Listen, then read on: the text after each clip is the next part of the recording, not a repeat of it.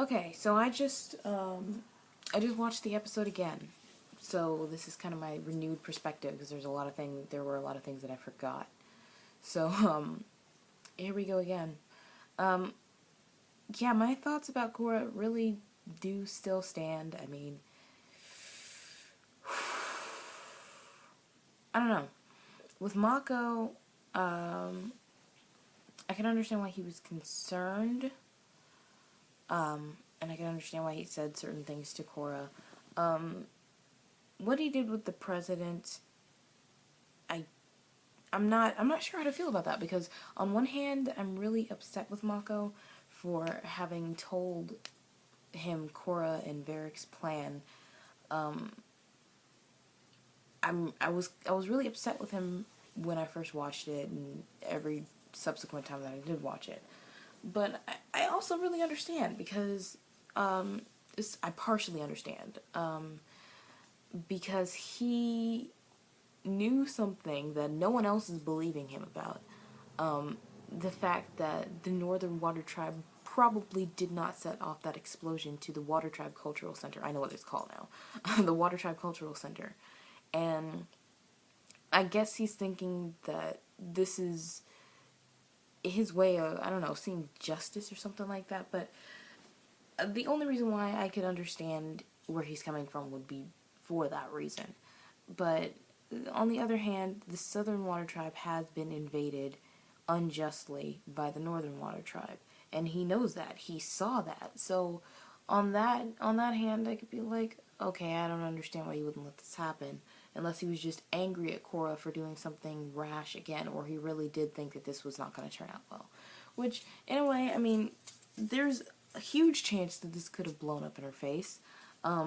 You're taking an entire militia without the president's permission, and using it for your own purposes. But of course, all the other parties involved were all for it, mind you. But that could have been very bad. The president already now doesn't like her, but it could have been much worse. I don't know. The president, I don't think, would have declared war on the Avatar, but of course his militia is already. I don't know. I don't know how that would have worked out. It's very interesting to think about. I don't know. Korra was very abrasive in this episode. One thing I also didn't talk about was that the B story or the C story, I should call it, with the Airbender family and, Tenzin and his family. And Milo doing his fillerish type of activities where he's trying to train a flying lemur. And then Tenzin gets involved because he's just like, I'm going to make you a master trainer or whatever. And really, it seemed to me kind of like a metaphor for... I saw it as kind of like a metaphor for two things. It could have been a metaphor for his attempting to train Korra and, establish dominance and all that other stuff. And all the stuff that really didn't work very well. And, when he was talking to Milo, and Milo was like, being the alpha lemur is lonely. And Tenzin's like, I know. And, the other thing I thought it could have been is that he was talking about when Aang was training him. Because, of course, a few episodes back we found out, or was it last episode, I don't remember, that Kaya and Boomy were kind of pushed off to the side a little bit in favor of Tenzin in Avatar Aang's eyes. And Aang really played favorites and showed favoritism towards Tenzin. Because he was a singular airbender. So I thought maybe that could be kind of like a metaphor for, when Aang was training Tenzin. Otherwise, if it's not a metaphor for anything, then there was kind of no point in having that in this episode. And you could have devoted a little more time towards the plot. The A-story plot, I guess you could say. But, otherwise, that part didn't make much sense. It was cute to watch him, training the little lemur monkeys, flying lemurs, but I don't know. But, back in the South Pole, Unalaq is, he's saying that the southern spirit portal needs to be guarded. I really want to know what he's wanting to do with these spirit portals. It's really what's intriguing to me, is what is so important about this. It seems to me that he's very obsessed with the spirits, and I would find it very interesting. I wouldn't find it surprising if he went insane, because that seems to be a bit of the trend here. But yeah, with the whole Southern Water Tribe stories that were going on there, I mean, I see a lot of Lion King and a lot of Thor in the Southern Water Tribe stories. I guess I'm taking it back a little bit. I'm taking it back a couple episodes, but yeah, I saw a lot of that in there. I mean, especially with the evil brother and the other, I guess, older brother who was supposed to be the leader, the chief, the king, or whatever. And, you know, I see a lot of Lion King and Thor parallels there. So they played it kind of like it was supposed to be a surprise a little bit when we discovered that he was evil, but it wasn't. So it seemed a bit awkward to me, but we're not in that anymore. Unalaq is sending, of course, the demon twins. They're freaky. So, I mean, the demon twins, I guess he's sending them out to go get Korra. That happens. Eska's still freaking insane. But yeah, I mean, I almost forgot about the spirits within the last couple of episodes. I forgot, oh yeah, this book is supposed to be about the spirits, because so much about the war has been going on. But, and it's taken a lot of the focus off of the spirits, but when the spirit came back in, I'm like, oh, this is about the spirits. I forgot about that. And, I'm really wanting to see where this goes. And it's interesting now because when you add the whole aspect of war into it, you kind of don't know where it's gonna go, because of the different plots that are going along everywhere, and you don't know where the rest of the season is really gonna go, or at least you hope you don't. You've got thoughts, but you don't really know. What would make me very amused is if Julie turned out to be, like, evil. That would make me laugh quite a bit. Varric's assistant, if you don't know what I'm talking about, Julie. That would make me laugh quite a bit. I'd be sad if Varric was evil, because Varric is freaking amazing. So, let's see. There's something else I had noted. I can't remember. Oh, whatever. But I also find it very interesting that Korra has so much influence, even though, to me, she's a very bland character, because she hasn't learned anything. I mean, I was thinking about it while I was watching the episode. I watched it 2 more times, actually. And she, like I said before, seems to have regressed to her season 1 attitude. And, you know, some might argue, you know, well, that's just her attitude or whatever. Yeah, it's her attitude, but I would think that, you know, throughout all the events that happened in the last season, that she would have learned something and retained some sort of knowledge. It feels like they just hit a reset button on her. A lot of other characters have experienced character growth, except her. She seems like she just kind of took, like, 20 steps back.